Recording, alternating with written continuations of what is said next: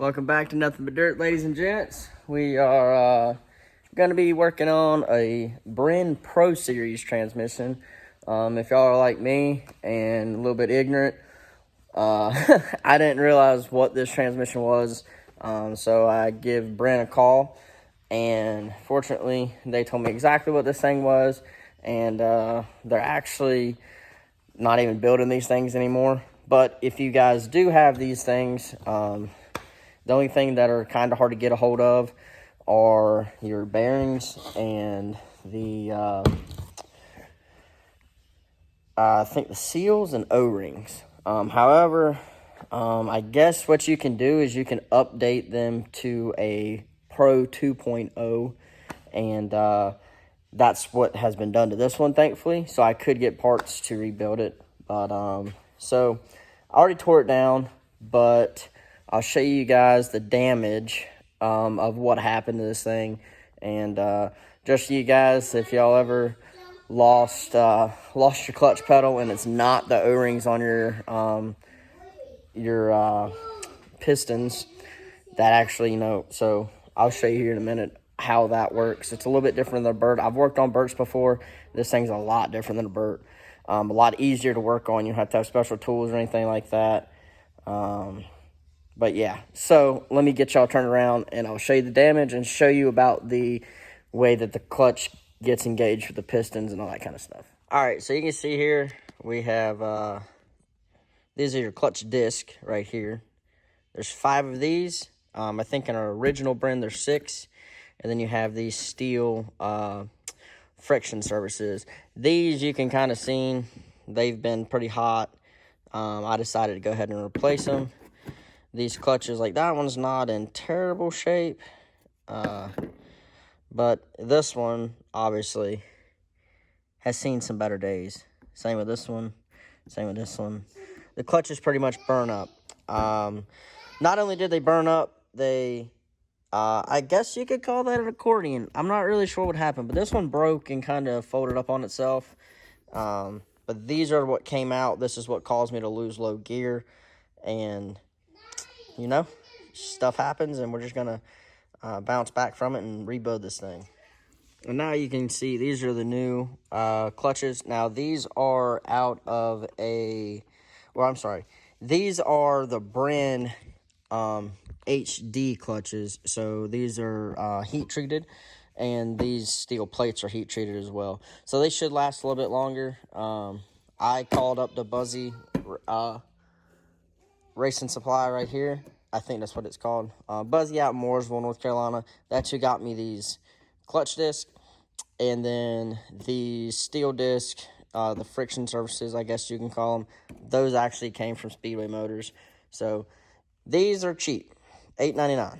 These are expensive, about $50 a piece. So you do the math. It's not cheap to work on, but they're easy to work on. So that's the trade-off you got there. All right, so this is where I'm talking about on the piston. So this one has 1, 2, 3, 4 pistons.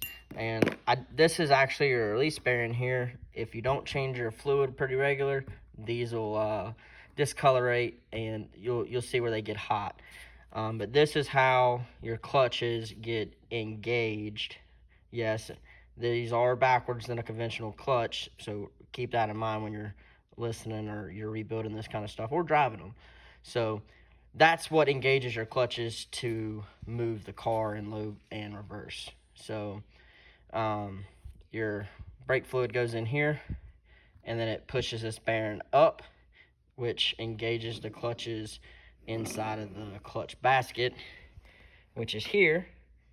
And all you got to do, so you have a friction plate that looks like this. I'm not sure if you can get these anymore.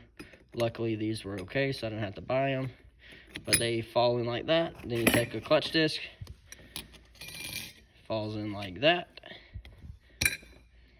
Then you take a friction plate, falls in like that, so on and so forth. Pretty simple. You just keep doing that till you get to the top, and that's pretty much all there is to replacing your clutches in these Brinns. Super convenient because everything pulls right out of the front of the transmission.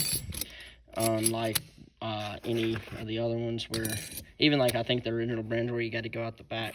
And then this thick one, it's a lot thicker. It's about the thickness of 2 of them. It slides on like this, and that's what caps off the top. And then we'll show you how that goes in here in a second.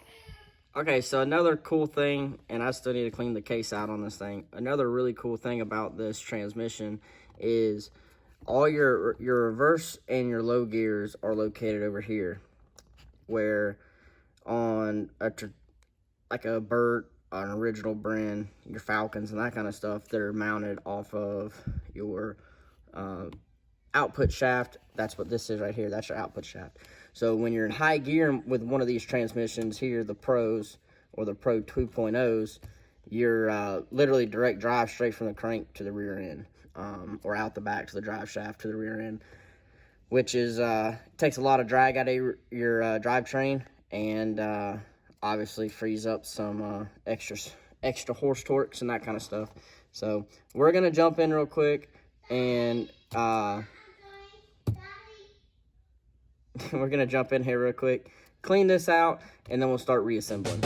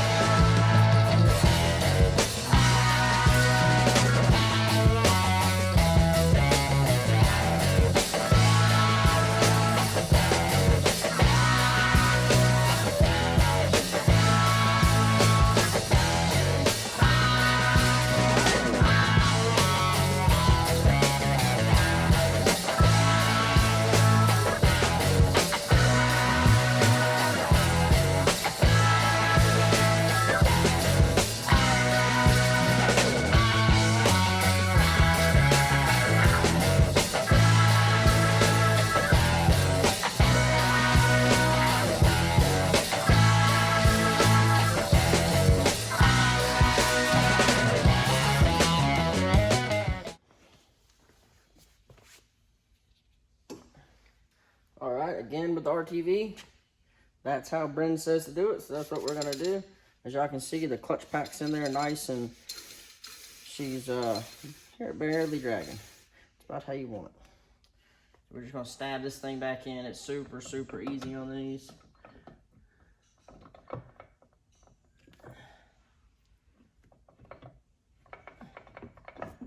Boom, just like that.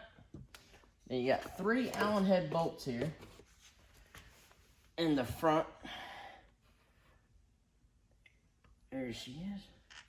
You got these 3 Allen heads right here on the front that will hold the front cover on. So we're gonna finish putting these in, and then we'll pick y'all back up. Alright guys, that's pretty much all there is to it. I went ahead and put a new rear seal in this thing because this thing was leaking a little bit of fluid. But I need to clean that silicone off that front right there.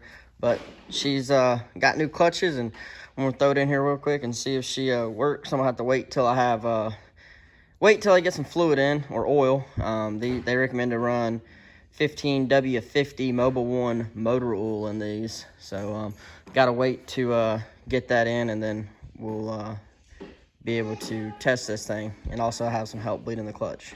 All right, so we got transmission back in. Now we're having to do a little bit of carb swap. I hate that I'm taking the Super Bowl off this thing, but I know that VMS, you have to have a 750 carburetor, which I think is really dumb. I just go to UMP rules. But we're gonna bolt on a 750 and hope for the best. This thing is the same carburetor ran on that car at the Dome, so should have no issues. We did have some issues with it before we went to the Dome, and I fixed those. So anyhow, we're gonna get this thing on and just bite the bullet, beat them to the punch, be right when we go through tech, if we get the opportunity to go through tech, which I really feel like we'll have a pretty good shot up there to go through tech, and I just want to make sure we're right while we do it. All right, guys, so we tested the transmission. We got our oil in. Yeah, so That's another thing about these Brinn Pros. They use 15W50 Mobile One extended performance oil. So we got that in today. We took it up the road. Everything seemed to be good. I'm going to say a big thumbs up. However, I did find on my yoke that the plug on the back of it has come out or something. So I'm going to try to figure something out for that. Maybe if they sell those, I don't know. But that's where my tail shaft leak's coming from. It wasn't the seal, it was the yoke itself leaking. So we're going to try to get that fixed. Friday, we'll be taking this thing down to Fayetteville, down to Jamin, and we're going to get a nice little wrap thrown on it. Really excited about it.